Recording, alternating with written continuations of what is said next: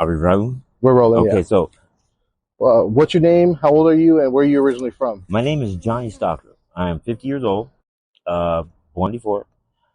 I was born in El Dorado, Arkansas.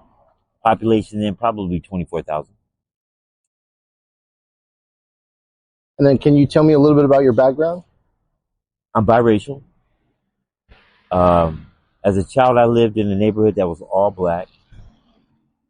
My best friend was my older sister.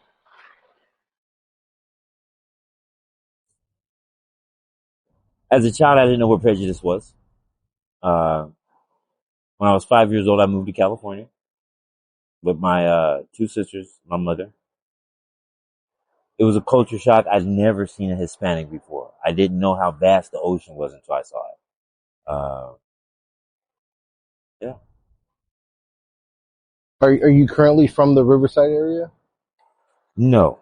Uh, Riverside put handcuffs on me a long time ago, and they refused to release those shackles. I was raised mostly in Orange County. I moved to Riverside when I was 17. My mom had just bought a house. It was during the housing market. It was a boom here. A lot of families from LA, Orange County, they actually uprooted and came here. Uh, What's your current living situation right now? I'm homeless and I'm on parole. I'm a triple CMS patient. What that means is I take medication. I am what some would deem institutionalized, although I don't recognize it. It is in the form of PTSD. I have ailments that I've collected while in prison that, would you say the scars run deep and they don't heal. Um, but I am homeless and I don't have to be. Right now it's by choice, but it's the only choice I have. And how long have you been homeless for? I've been homeless since I got out of prison. I was homeless for a few weeks. Um, I was housed after that. Then I moved into my home, which I actually owned, and I was forced out of my home through a restraining order. So I'm currently homeless, but the situation has been resolved. I will not be homeless for longer. I have sold my house. Um, and that's just how the cookie rolls. Do you have any resources right now that's helping you, or are you doing this all by yourself? I'm self-sufficient. I hustle and it doesn't stop. I don't feed off the weak. I don't prey upon the hungry. I have a moral code that I stick by. My compass may be a little crooked, but it points in the right direction. Uh, would you say my mom would be proud? Is your mom currently around right now? My mother died in 2022. I didn't find out until 2024 through a restraining order. And all the restraining order had to say was, our mother died in 2022. When my brother gets out of prison, he's going to be pissed. But I wasn't pissed. I was resolved with it. I was actually happy. I said goodbye to my mom years before this. Uh, so, her death wasn't a shock, but it was comforting to know that, she moved on. I'm a believer. And right now, living on the street, what challenges are you facing? Security. People die in these streets. And the problem is when someone dies, we speak about it for probably a few minutes. For the people that have known the person that have died, they speak about it probably a few days later. But we're sanitized. Killing doesn't mean what it means to the normal people. It's suggestive in many ways, but what is this? Security is a big plus. People smoke crystal meth to stay up. Who wants to sleep? when there's crazies lurking around. Then there's law enforcement. Law enforcement, they're not serving anyone but the few. They want to decriminalize the area, yet deem the homeless people themselves are criminals.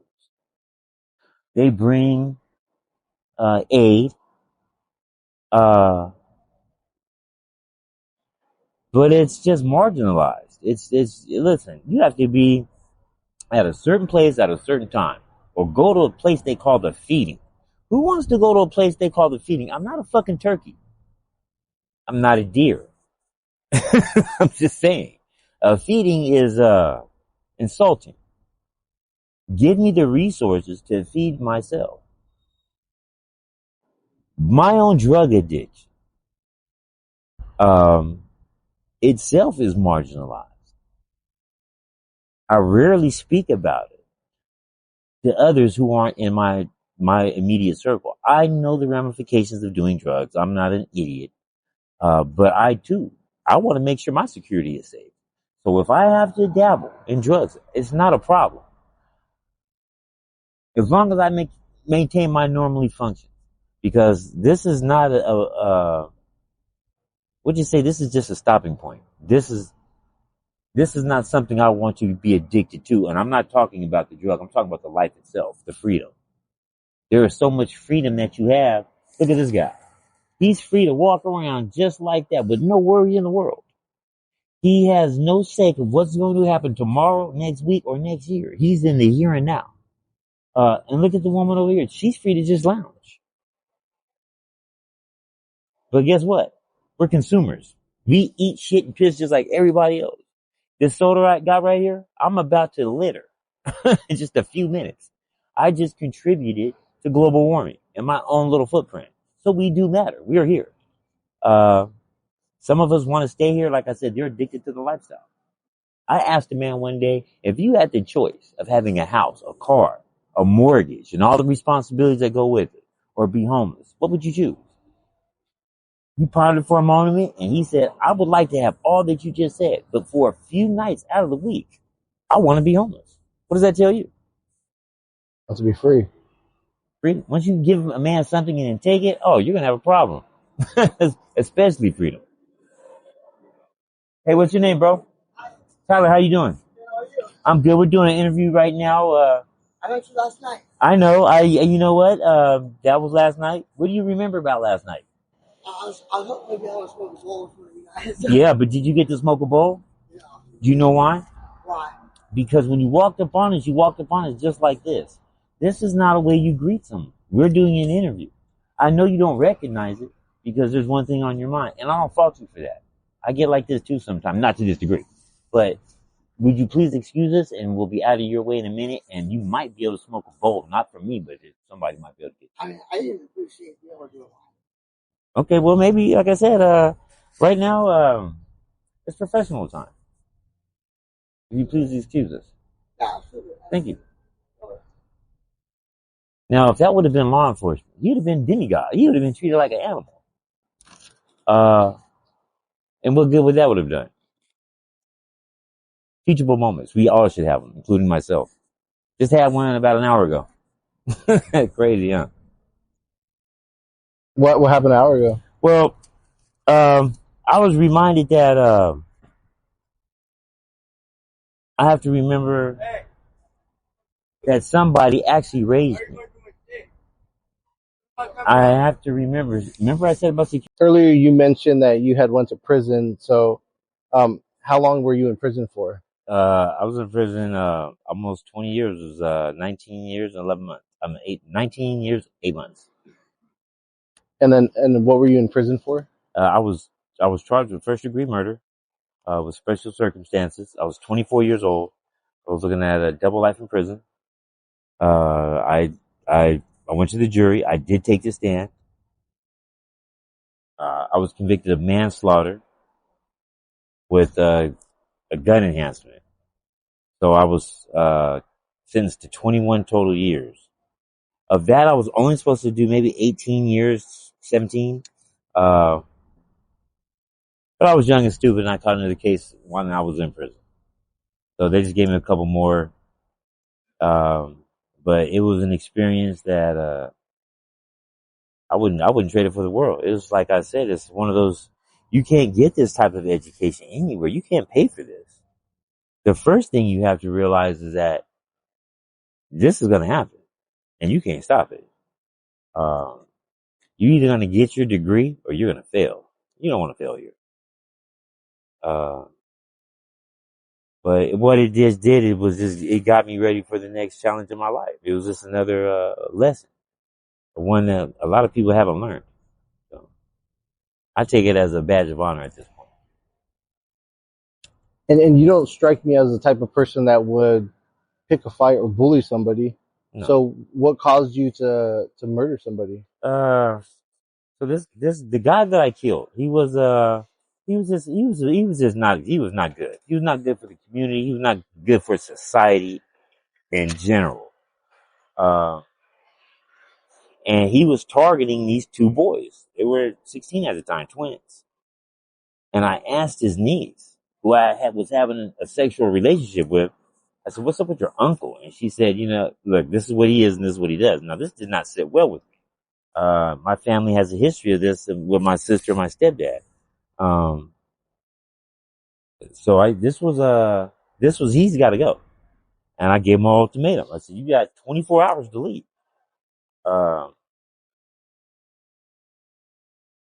He didn't leave. So, we had a shootout. He lost. I'm from Arkansas. I can carry a gun real good. Yeah. In California, you can shoot a gun, here and there. Not in the city limits. Where I'm from, I can walk outside with a box full of shells and shoot any fucking thing that I want. So practice makes perfect. I don't, necessarily mean that what I did was right. It wasn't. But I didn't dig this guy's grave. He did it himself. And killing a child molester, when you go to prison, I mean, for the most part, that's definitely not frowned upon, right? That's not frowned upon. The guards don't mind you. The inmates don't mind you. Listen, I didn't kill nobody's homeboy.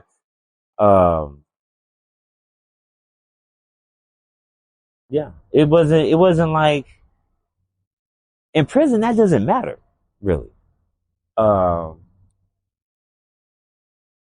It doesn't hurt, but in prison, everything is transparent. There's not going to be any bullshit. If you come with some bullshit, you're not going to make it. There's three kind of leaders in the world. You got your natural born leaders. These dudes say very little and accomplish a lot. People follow them. They just can't help it. You got your learned generals. They go through the trials and tribulations, but they've earned their stripes. So they get to make calls. And then you got your general custards. These dudes are stupid. I was none of these when I went to prison. I sued the prison twice and won. I set court precedents, not once, but twice.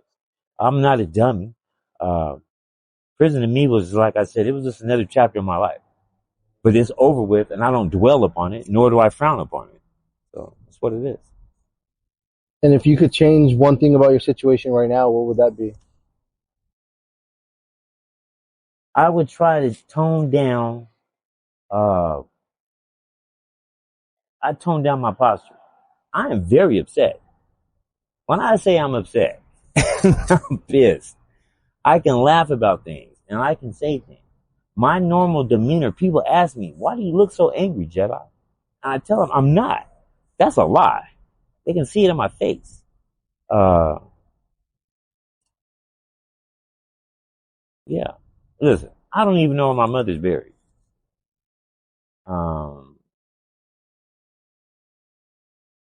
Yeah. Well, my mom told me, "Listen, son, you got to take him down, and I'm hurt.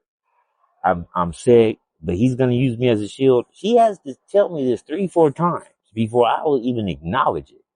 Because the only thing I can say is, "Mom, I love you. I know what I have to do." And we all know what I have to do. If he's using her for a shield and she is demanding this, I am mandated to destroy my own mother, and I have to do it out of love. So anything after that anybody can throw at me, I'm not trying to hear it. When you go through this, walk my fucking walk, and I live it. I speak it and I preach it. Then you can tell me better. Until then, this is my doctrine. It's what I do, and it's how I live. I love my family. I'm still in love with my ex-wife, but I can't have neither right now because they're a distraction. If I could change one fucking thing about me, it would be to tone it fucking down. And right now, I just can't do it because I wouldn't be being me. What do you think right now is the lowest point for you right now? What has been the lowest point?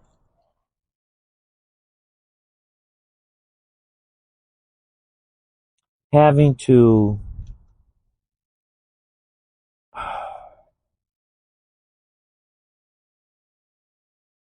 I've accepted that some of my family members, they're no longer my family members.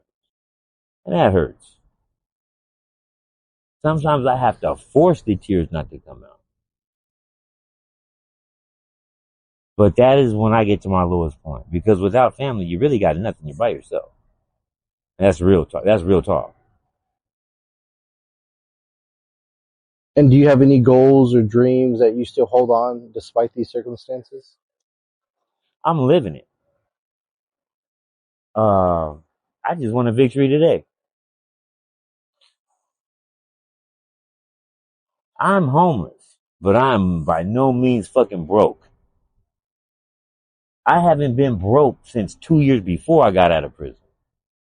I ride a bike, not because I have to, because I look good fucking doing it. I have a driver's license.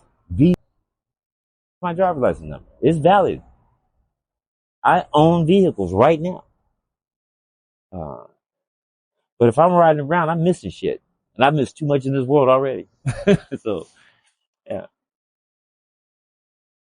And I know we mentioned it, but just to ask the question, if you can go back and give a younger version of yourself some advice, what advice would that be? I would say, look for the hard way.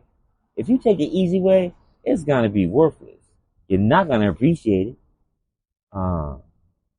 My younger self will be like, why? And I'm going to have to drill it into him.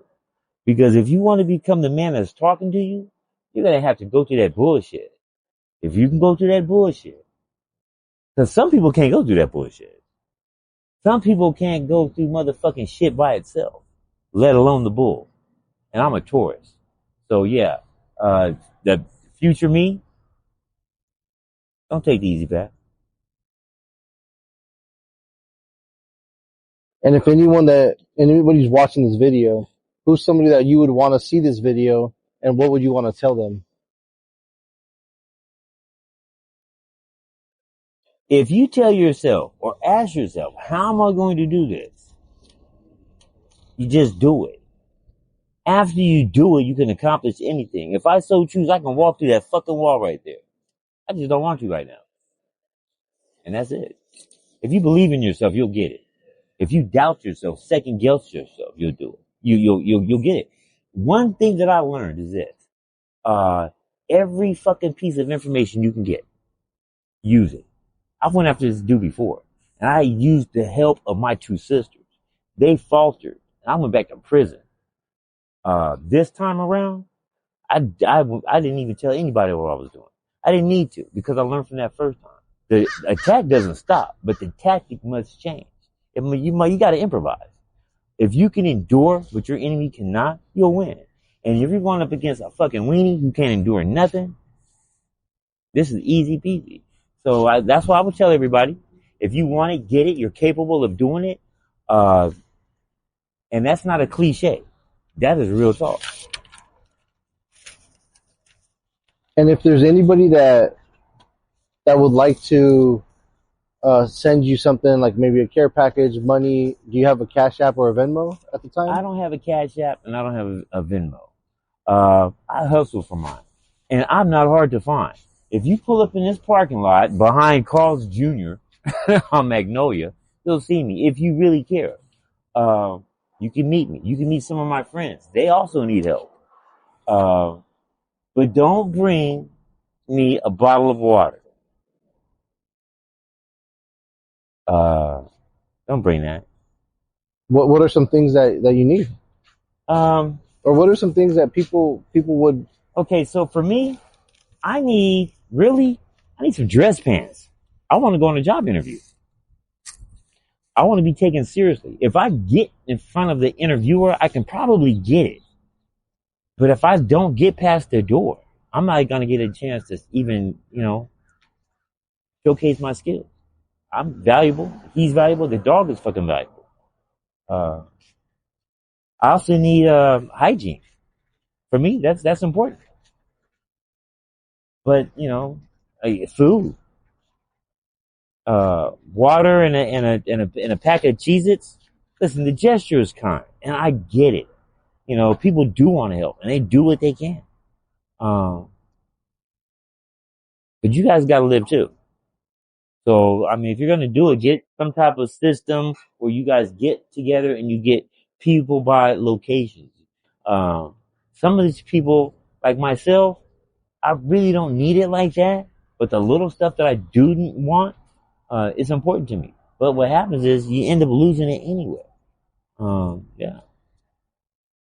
Transportation. I need a car. Maybe. Cool, man. And I just want to stretch. Oh yeah. But I mean, that was a great interview. And then the other thing is, are you okay with us using this on social media? Listen, use it wherever you want. Like I said, it's my story is my story, but I'm just one. Everybody out here has a story. Like I said, some people are addicted to the drugs. Most of them are addicted to the lifestyle. I'll tell you, I'd rather go to, fuck the Best Western. I want to go to the Travel Inn. It's grimy. It's motherfucking, it's just, there's cutthroats around. But that's where I'm comfortable. I really am. I feel I'm in my element. And I don't even have to be there to do crime. Being a criminal doesn't make you a bad person or necessarily evil. You just got another skill that some people can't use or don't want to. You just don't know how to.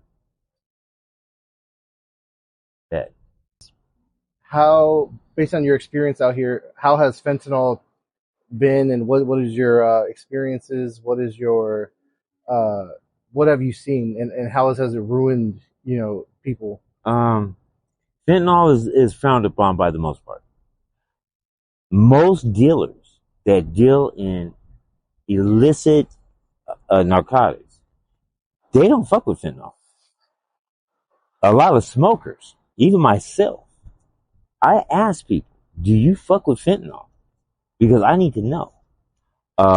What I'm smoking out of is not going to fuck me up. And there's also a divide between users. If you are just strictly a meth user, and that's your circle, you will chase fentanyl users away because they become they just don't want them around. Their logic is fucked up. Half the time they're either coherent or they're not enough. They're the easiest victims when it comes to sexual predators. The guys who are out here looking for some type of fucking sexual activity with an easy victim, fentanyl is better than Spanish Fly. Cosby would have loved this shit. But it makes you do things you normally wouldn't. Listen, I've lost friends. Literally, I've lost friends. And I've lost friends basically that I can't be their friend no more. I can't take what's coming out of their mouth because it's bullshit. And when I say bullshit, it's the ridiculous shit. It's that, oh my God, you put a virus on my phone to collect all my data? Really? Nigga, I was just wanting to listen to your music. But now I am the enemy of the state because I bugged your phone. And those same bugs have left your phone, have crawled out of your phone, into your hand, and up your arm. And that's why you scratched the shit out of yourself. Am I to sit here and take this? You're in my dwelling. You came to me to get high. And this is what you bring? No, I'm cool. So there's people I can't be friends with. It's a cheap drug. I know men in prison who traffic this stuff, and they speak about it if it's with privilege with pride. And I'm like, bro, you guys are killing more people than anything else. Like, what is it, 19 to 25? Yeah. Yeah, Oh, yeah. it's serious. When something is taking over heart disease as the number one killer of people, that's no good. When it's taking over suicide by young people, that is no good. So fentanyl is a force to be reckoned with. But I think it sucks. Motherfucker, fuck fentanyl. Straight up. Yeah, serious. Yeah. So far, I've met, I met a 15-year-old girl who's been addicted to fentanyl. I've met very young people, 18 years old, addicted. They're stealing, they're robbing, they're killing. They need that next dose um, for this drug, and there's no stopping it. You want to know the truth? Yeah. For the ones you just spoke of, we'll just say there's 100 of them. 90 of them, it's too late. Their frontal lobe has now stopped developing. Whatever age they are, right now, when they're using fentanyl, most of them will have their neurons. They will be froze the fuck out. Those synapses will be passing from one area to another. They will be stuck at 14 for the rest of their life. So now imagine the ones who go to prison and they're 50 years old when they get out in age, but their mentality is still that 14-year-old. That's what you're dealing with now. And this 14-year-old mind just saw a 16-year-old girl, and oh my God, he's in love again. This is the one this time. It's gotta be. And then you have another tragedy. People talk about that rock you throw in the water and it makes a ripple and shit happens. But that rock hits the bottom of the lake. I'm gonna talk about that. And it kills a fucking a snail. And then the rock is pissed because it took him fucking an eon to get there in the first place, and someone just threw him back in the water. He just crawled out. It took forever to get out the water, and someone just threw him back. So it perpetuates more and deeply than people realize. Fentanyl sucks, bro. Straight up. Are you ever afraid that you might get like a drug of your choice, and it's laced with fentanyl? Is that Listen, that's always a fear for anyone. My drug of choice is marijuana. I'm going to smoke marijuana until, I don't know, whatever, pigs fly, hell freezes over, whatever you want to say. I'm going to keep using marijuana. THC is part of my therapy. Everything else has a time limit. Crack had its time limit with me. Done. Cocaine had its time limit with me. Done. Crystal meth, the original form, actually had its time with me, and that is expired. This form of crystal meth, it too, will have its expiration date with me, and it is very, very soon. If I feel myself slipping in any type of way, where I'm degrading myself to the point where I can't control it, this means this must stop. Because by nature alone, I'm probably going to lose my mind early in age to Alzheimer's, like my mom and my grandma. So I have to be aware of this in itself.